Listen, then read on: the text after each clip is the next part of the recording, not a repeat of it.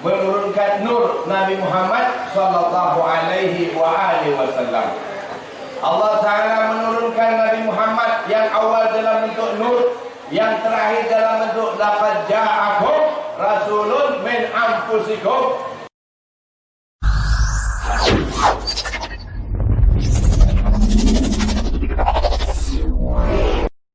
Alhamdulillah nahmaduhu wa nasta'inuhu wa na'udzu billahi min shururi anfusina wa min sayyiati a'malina.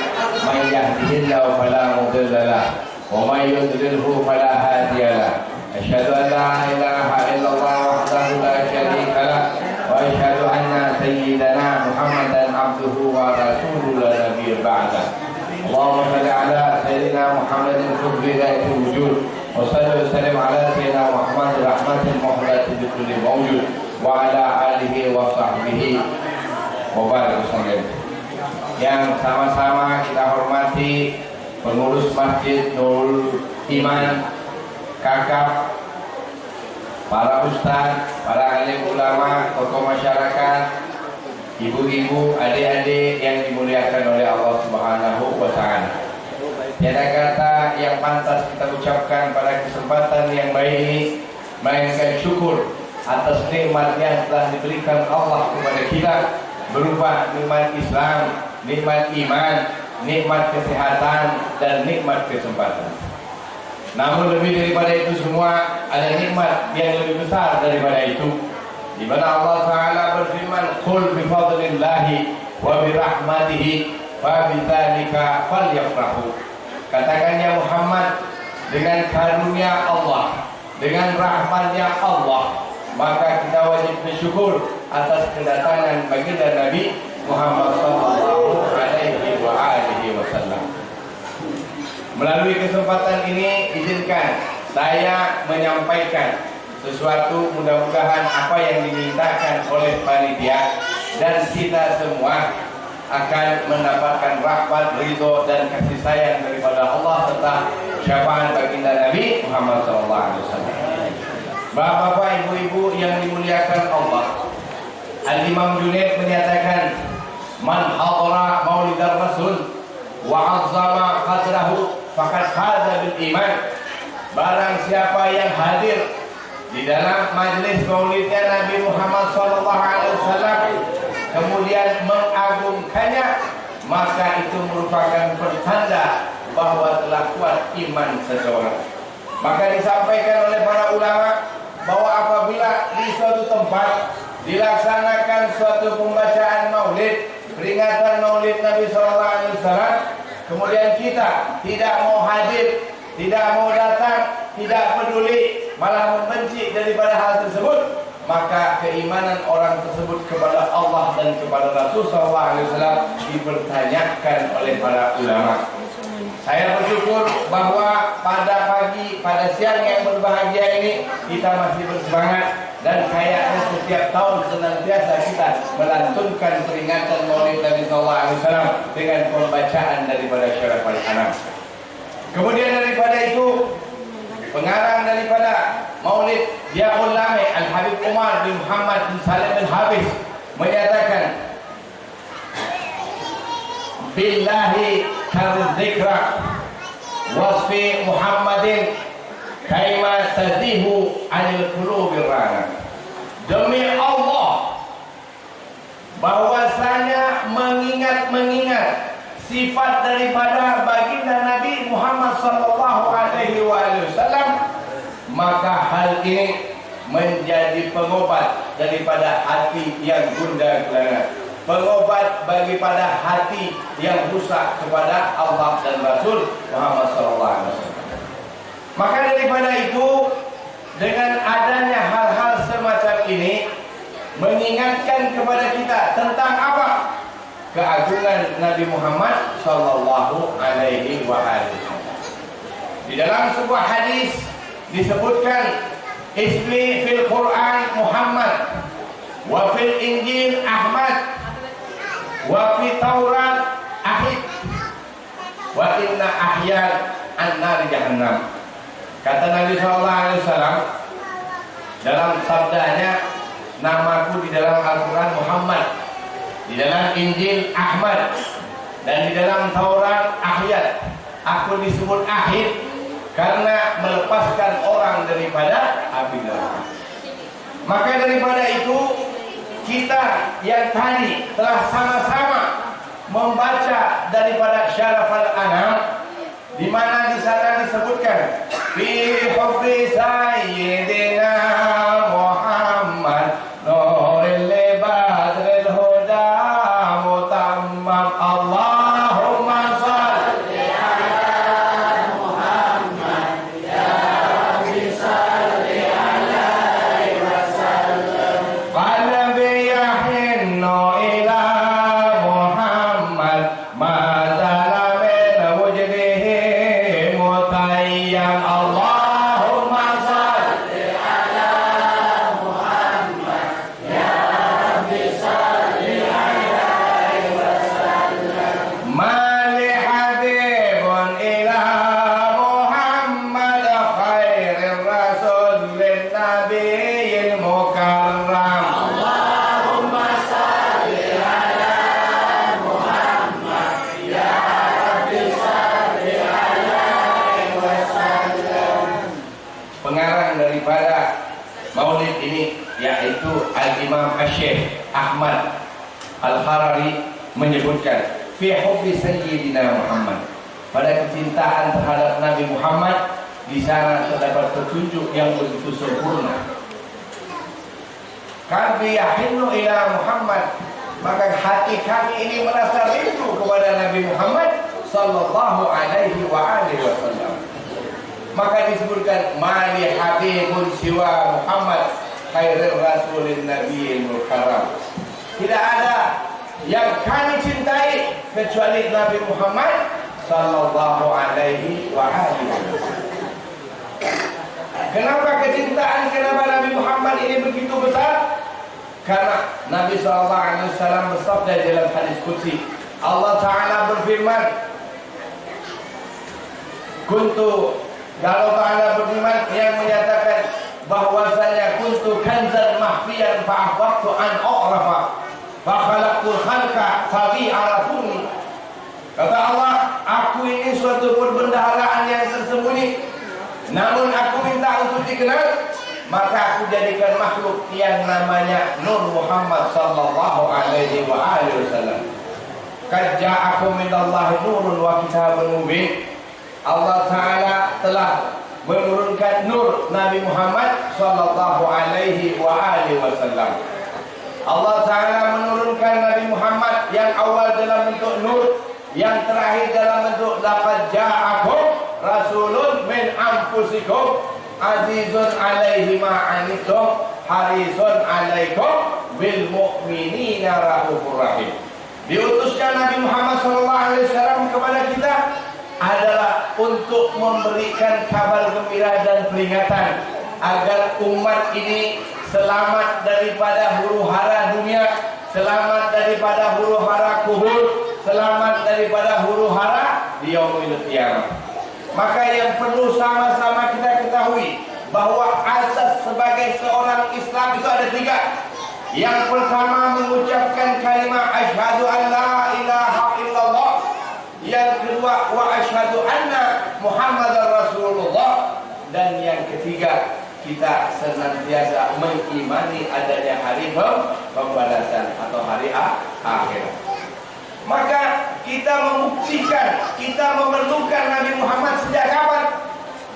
Kita memerlukan Nabi Muhammad sejak kita dilahirkan oleh kedua orang tua kita. Malah para ulama menyebutkan kita perlu Nabi Muhammad sejak terjadinya hubungan antara orang tua kita, bapak dan ibu kita. Di mana di sana diajarkan bagaimana cara berjima. Kalau suami mengucapkan asyhadu an la ilaha illallah, maka istri mengucapkan wa asyhadu anna Muhammadar Rasulullah. Pada saat anak lahir, maka kita lakukan azan dan iqamah. Apa yang kita baca? Asyhadu an la ilaha illallah, asyhadu anna Muhammadar Rasulullah. Maka daripada itu, jika kita memahami apa yang disebutkan tadi, di dalam kitab ini disebutkan arju syafa'ata min Muhammadin law kuntu artakibul Muhammad. Kalau kita ingin mendapatkan kecintaan Nabi Muhammad SAW, kalau kita ingin mendapatkan syafaatnya baginda Nabi Muhammad SAW, law kuntu artakibul muharram, maka kita harus meninggalkan apa-apa yang diharamkan oleh baginda Nabi SAW, apa-apa yang dibid'ahkan oleh baginda Nabi Muhammad SAW. Sebagaimana Allah Ta'ala berfirman, wa ma atakumur rasul fakhudhuhu wa ma nahakum anhu fantahu. Dan apa yang digambarkan, disuruh oleh Nabi SAW kita ikuti, dan apa yang dilarang oleh Allah melalui Nabi SAW kita jauhi sedemikian rupa.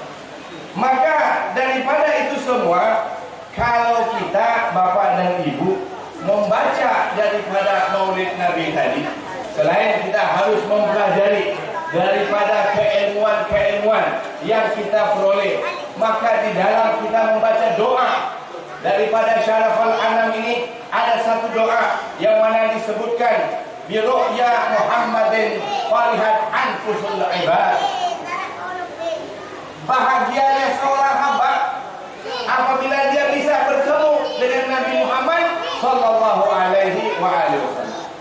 Saya hanya menukil apa yang dikatakan oleh para pengarang. Buat apa? Buat kita semua, supaya apa yang kita baca di dalam Syaraful Anam ini kita pahami apa isinya, apa kandungannya, apa maknanya. Saya ulangi, di sini disebutkan bi ru'ya Muhammadin farihat anfusul ibad, bahwasanya apabila kita melihat wajah Nabi sallallahu alaihi wasallam, itulah kebahagiaan yang tidak bisa kita pisahkan sedemikian rupa. Maka Bapak dan Ibu, kalau kita membaca daripada Maulid Nabi sallallahu alaihi wasallam, kata ulama ada 5. Ada yang pertama, kita berwudu. Yang kedua, kita menghadap kiblat. Yang ketiga, fasih. Yang keempat, tartil. Dan yang kelima, kita menghadirkan baginda Nabi Muhammad sallallahu alaihi wasallam. Maka daripada itu, dalam kita membaca Maulid tadi, sebagaimana disampaikan oleh Al-Imam Al-Habib Ahmad bin Hasan Al-Abbas, pengarang daripada kitab At-Tadhkirah, dia menyebutkan bahwa satu ketika beliau bermimpi bertemu Nabi Muhammad SAW. Dalam mimpinya tersebut banyak orang hadir di dalam suatu kegiatan majlis Maulid. Kemudian datang baginda Nabi Muhammad SAW di dalam majlis tersebut. Kemudian daripada itu Rasulullah SAW meninggalkan daripada majlis di masjid. Maka Al-Habib Ahmad bin Hasan Al-Abbas pun bertanya, wahai baginda Nabi, tadi engkau hadir di dalam majlis maulidmu, tapi kenapa engkau sekarang meninggalkan daripada majlis ini? Kata Nabi, hal ini disebabkan karena di dalam majlis tersebut ada bau tembakau. Jadi Bapak dan Ibu, mohon segala maaf kalau kita ingin maulid kita itu didatangi Nabi Muhammad SAW, maka jangan ada yang merokok selama berlangsungnya peringatan maulid. Bapak dan Ibu, dengan tidak berlebihan saya katakan, saya Abdul Salam bin Alwi Mazwar bin Abdurrahman Al-Hindwan. Jadi yang bawa salah satu daripada Maulid Hadra ini adalah datuk saya yang bernama Wanaman Hindwan, yang kemudian diteruskan oleh abah saya yang bernama Alwi Mazwar Al-Hindwan. Saya tadi kenal Pak Dul, menyatakan sama saya, dan dulu beliau belajar sama abah saya. Dulu beliau tinggal di kampung Kampung Tanjung Ilik. Dan insya Allah orang-orang di sini masih kenal dengan saya punya abah. Maka daripada itu, dengan tidak berlebihan, tidak bermaksud apa-apa, karena kita berkeluarga, kita sama-sama saling mengenal. Mungkin selama ini saya baru datang ke sini, saya 16 tahun meninggalkan Pontianak, baru sampai ini baru kembali di tempat di Pontianak ini. Yang tadi anak-anak saya 3, Muhammad Maula, Muhammad Nabil, Muhammad Khalid, dan tiga-tiganya ini di Pondok Pesantren Dalwa, dan doakan semoga anak saya yang pertama bisa mengikuti jejak datuknya, ikut melanjutkan pendidikan dari Al-Ahqaf di Yaman, dan mudah-mudahan kita semua di sini bisa mengikuti. Kemudian daripada itu, Bapak dan Ibu yang dimuliakan, di dalam kitab Khalul Ihtifal, Al-Habib Muhammad bin Alwi Al-Maliki menyebutkan kapan suatu majelis maulid itu dikatakan bid'ah, kapan suatu majelis maulid itu dikatakan haram. Peringatan maulid itu bagus untuk menambah kecintaan kita kepada baginda Nabi Muhammad SAW. Haramnya suatu majelis maulid itu jika di dalam majelis maulid itu tidak ada sekat antara perempuan dengan laki-laki. Di dalam majelis maulid itu orang mengomong, orang berbicara, dan lain sebagainya. Kemudian daripada itu sama-sama kita ketahui, minta maaf dengan 1000 maaf. Saya tidak bermaksud apa-apa. Mudah-mudahan ini perbaikan bagi kita semua. Kalau Al-Quran menyebutkan ar-rijalu qawwamuna 'alan nisa, bahwa laki-laki itu pemimpin daripada perempuan, maka di dalam sholat pun tidak boleh perempuan itu menjadi imam bagi laki-laki. Betul tidak? Betul tidak? Maka di dalam majlis seperti ini pun mohon maaf, walaupun itu baik tapi bukan pada tempatnya. Kalau wanita membaca doa, yang mengaminkannya adalah pria.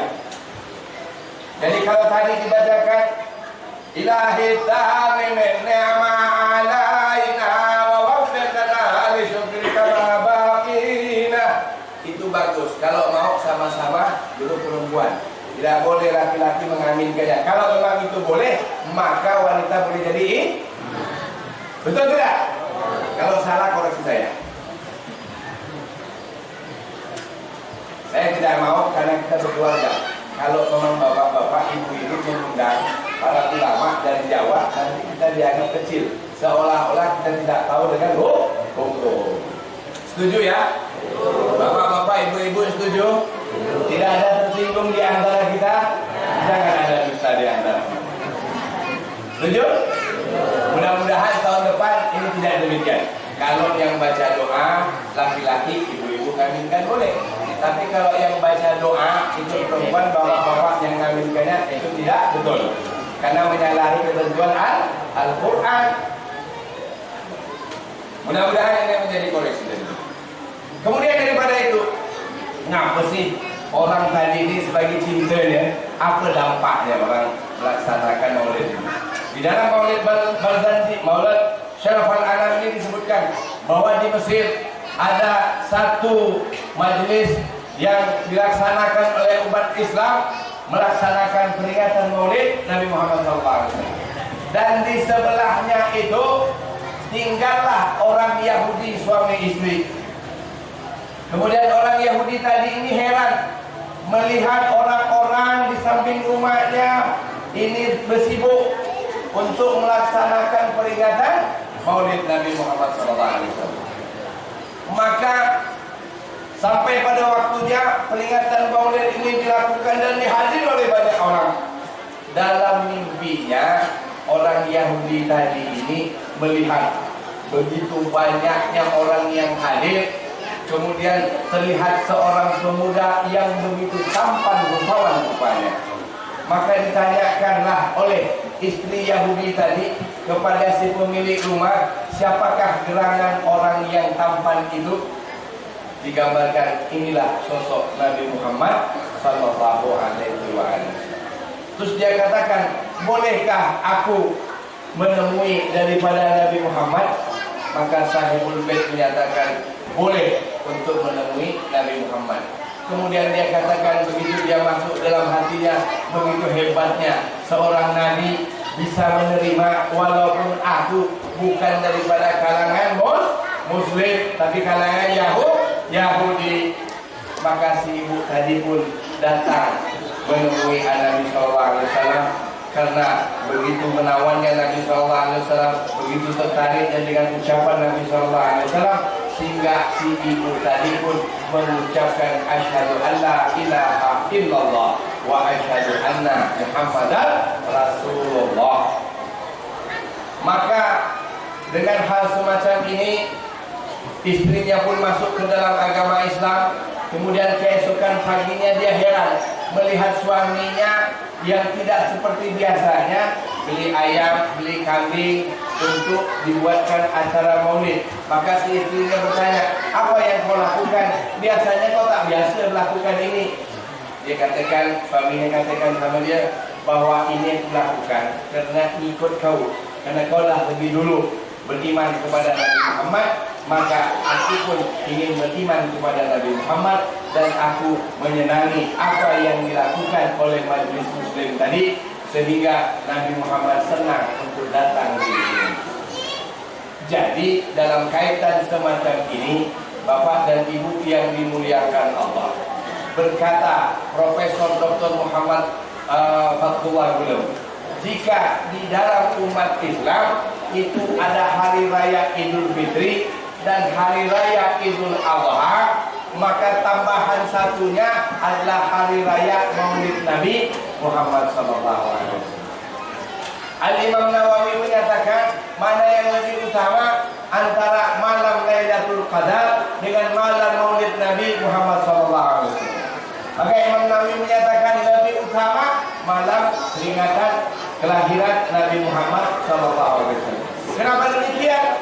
Kita tidak akan mengenal Islam, kita tidak akan mengenal haji, kita tidak akan mengenal umroh, kita tidak mengenal hukum, melainkan kembali kepada siapa yang mengajarkan hukum itu tersebut. Dalam hal ini Nabi Muhammad sallallahu alaihi wasallam.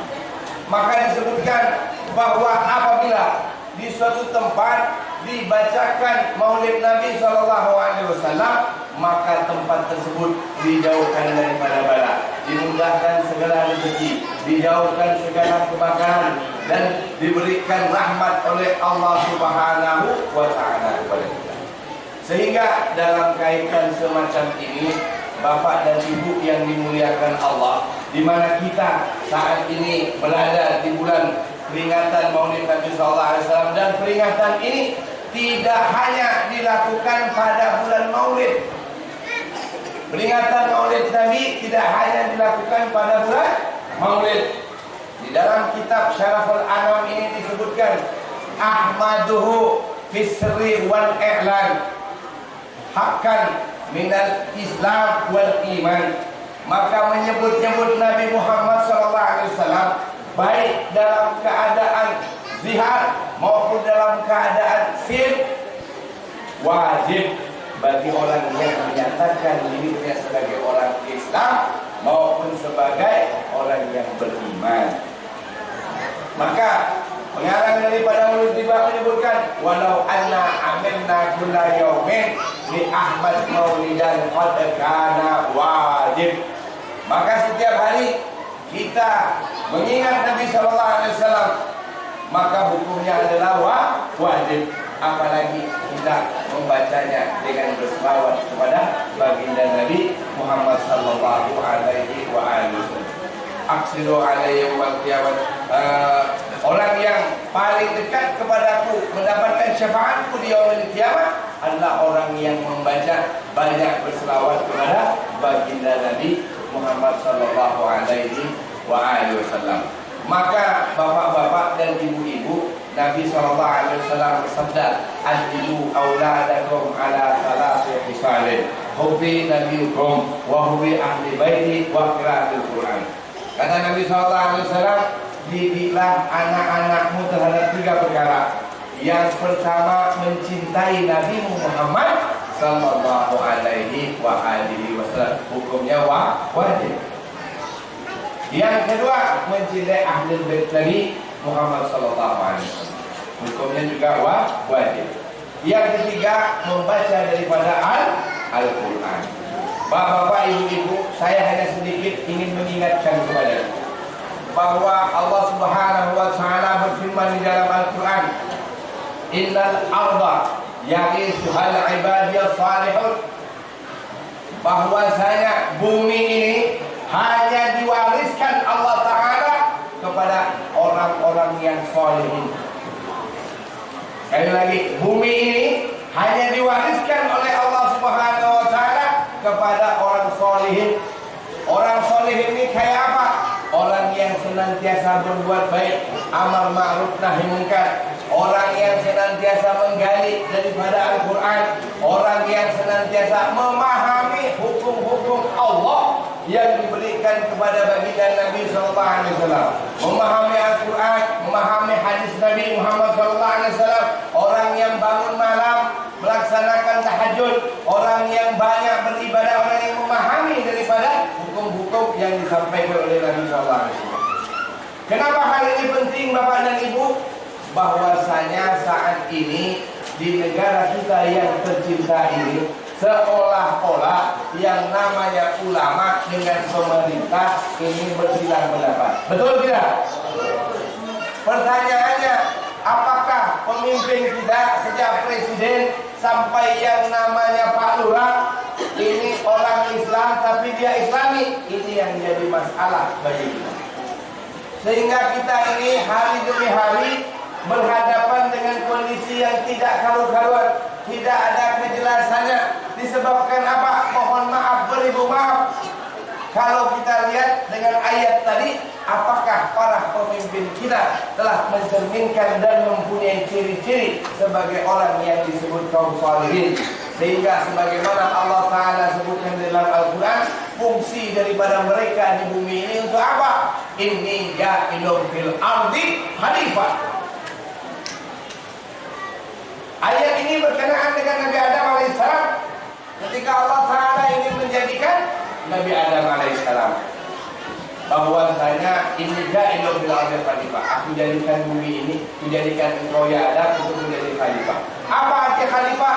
Wakil Allah di muka bumi, wakil Nabi dan Rasul di muka bumi, wakil para ulama di muka bumi dan ulamanya sendiri.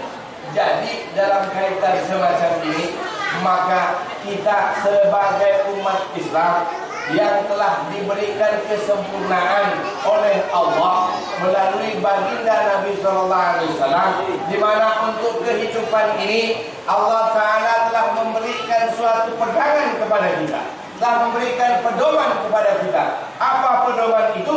Maka dikatakan oleh Profesor Dr. Muhammad Mutawalli, kehebatan Nabi SAW itu disebabkan karena Nabi SAW menguasai 3 hal. Pertama, bahasa Al-Quran. Kedua, bahasa daripada hadis Qudusiyah. Yang ketiga, bahasa daripada hadis Nabawiyah. Maka Nabi SAW bersabda, ala inni utitul Qur'an wa mithlahu ma'ahu. Aku diberi oleh Allah 2, Al-Quran dan semisalnya apa? Hadis Nabi SAW. Maka melalui kesempatan yang baik ini, tidak ada jalan lain, kita didiklah anak-anak kita untuk memahami Islam, untuk memahami Al-Quran, untuk memahami kedudukan baginda Nabi Muhammad SAW.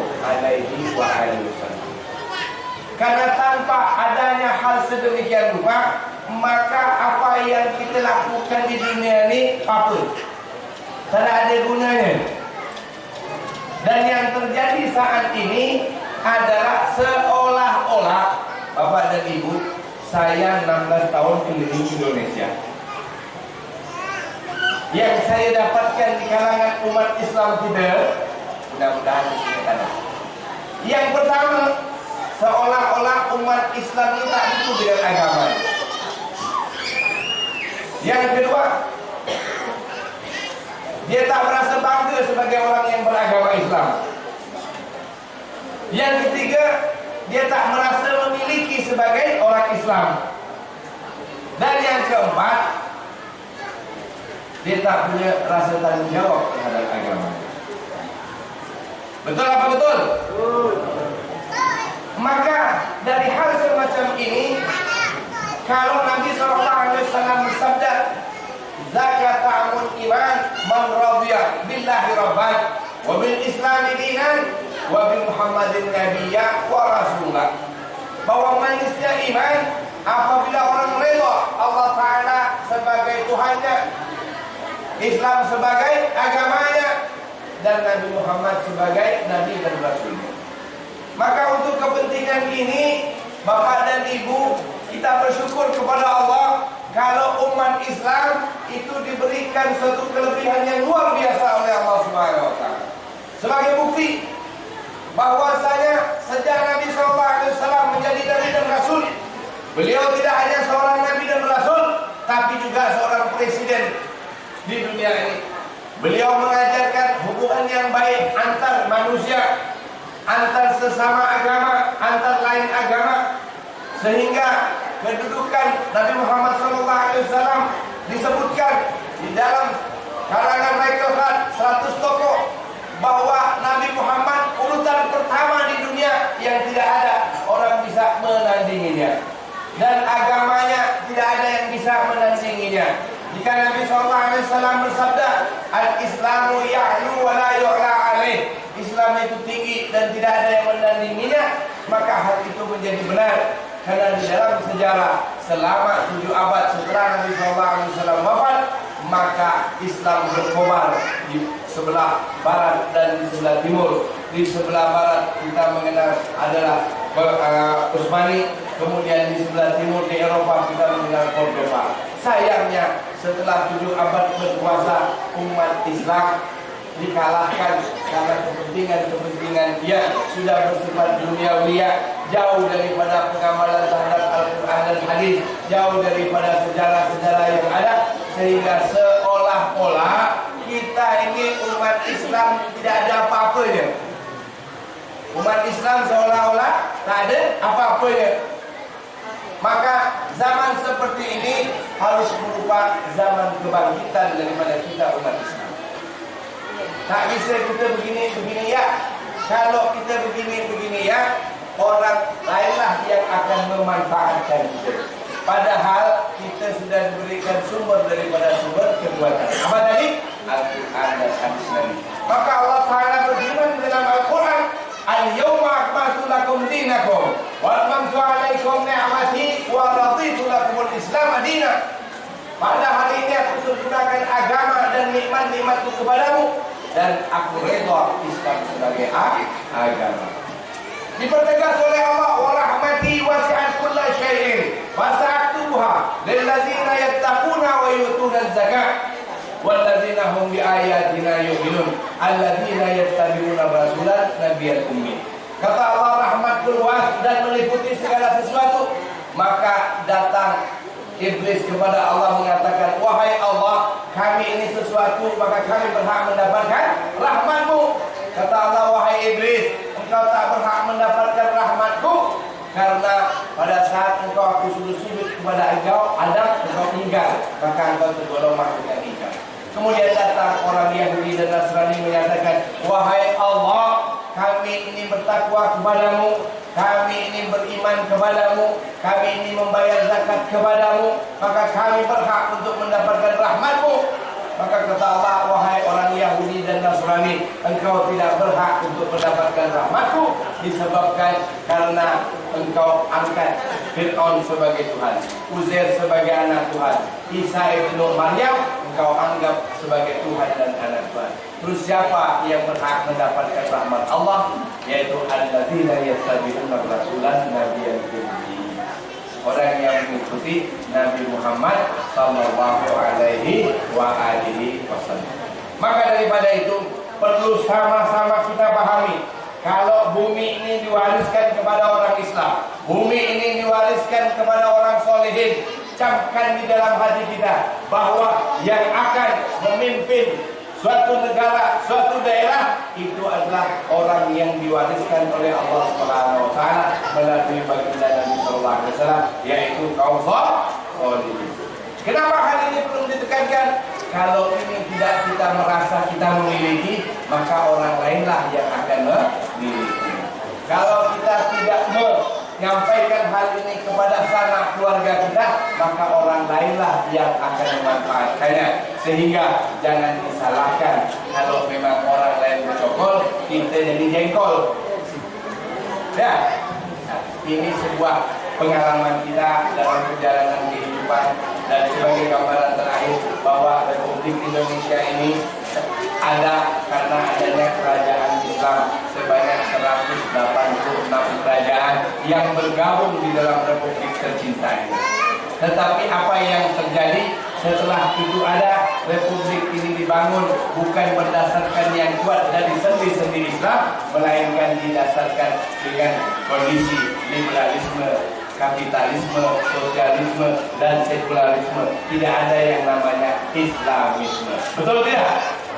Sehingga yang terjadi saat ini adalah Islamifobia, membuat bahwa Islam itu sebagai musuh negara, Islam itu sebagai musuh masyarakat, Islam itu radikal, Islam itu ekstrim, dan lain sebagainya. Maka kalau kita melalui kesempatan ini, kita tidak hanya berbicara tentang ibadah dan muamalah, tapi kita harus berbicara bahwa kalau di dalam buku fikih pembagian fikih itu ada 11, kita di masyarakat pada umumnya tidak tahu tentang Islam, ibadah, dan muamalah. Kita tidak menggali iktisadiyah tentang ekonomi, kita tidak menggali tentang al-siyasia, tentang politik, tentang perjanjian, dan lain sebagainya. Disebabkan karena kita tidak menggali keilmuan tersebut, maka kita tertinggal dan kita pun dikilas oleh mereka. Maka melalui kesempatan kita pada siang hari yang berbahagia memperingati Maulid Nabi SAW, tidak hanya kita berbicara tentang sifat-sifat Nabi SAW sebagai suri tauladan, tapi juga kita harus memahami bahwa Nabi SAW telah mencontohkan kepada kita bahwa hidup negara ini merupakan satu yang digambarkan. Sehingga mantan Presiden Libya menyatakan, jika kita ingin memahami tentang kehidupan dunia, maka pelajarilah Nabi Muhammad SAW. Kita tahu hukum dari Nabi Muhammad, kita tahu politik dari Nabi Muhammad, kita tahu kehidupan berbangsa dan bernegara dari Nabi Muhammad SAW. Jadi jangan kita terpancing oleh hal-hal yang lain-lain. Kenapa? Maaf Bapak dan Ibu, saat ini seolah-olah sesama kita, sesama para ulama dibenturkan karena beda pandangan di dalam memberikan wawasan kepada umat. Tapi kita boleh berbicara tentang sejarah yang telah dibangun oleh Nabi SAW, karena itu menjadi contoh di dalam kehidupan kita. Mudah-mudahan melalui kesempatan kita di siang hari ini memperingati Maulid Nabi SAW, kecintaan kita ditambah oleh Allah Subhanahu Wa Taala kepada Nabi Muhammad SAW. Dimudahkan segala urusan kita, diberikan segala kemudahan, diberikan rezeki. Kemudian yang belum mempunyai jodoh didapatkan jodohnya oleh Allah Subhanahu Wa Taala. Yang kita sakit disembuhkan oleh Allah Subhanahu Wa Taala. Yang belum mendapatkan hidayah, mudah-mudahan Allah turunkan hidayahnya kepada kita semua. Dan mudah-mudahan di tempat ini senantiasa diberikan rahmat oleh Allah Subhanahu Wa Taala. Diampunkan segala dosa kita, dosa orang tua kita, dosa pendahulu kita, dosa anak keturunan kita, dan semoga kita nanti bersama baginda Nabi Muhammad SAW. Rabbana wafiqna li ta'atika wa min tafsirna wa taqabbal minna.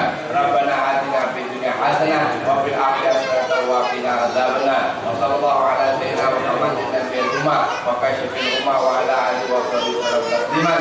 Walhamdulillahi rabbil alamin. Wassalamualaikum warahmatullahi wabarakatuh.